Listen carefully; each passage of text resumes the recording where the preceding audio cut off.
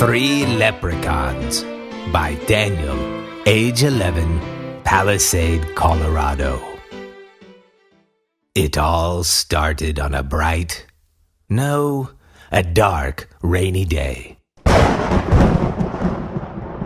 And as everyone knows, on the worst day of the year, all leprechauns turn evil. That's why they watch the Weather Channel, so they know when to chain themselves up. Then afterwards, the little blue Smurfs, which are no bigger than leprechauns, come and let them go. But who cares about Smurfs? They're not in this story.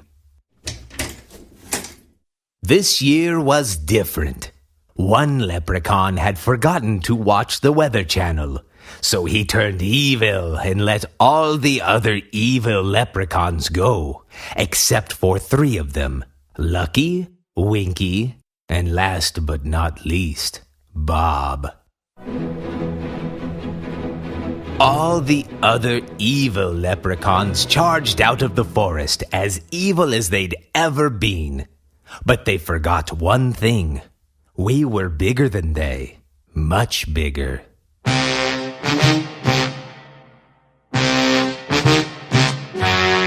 We captured them and relieved them of their leprechaun privileges. And to this very day, Lucky, Winky, and of course Bob are the only leprechauns left. And every now and then, Lucky, Winky, and Bob go and have a boys' night out with the Smurfs.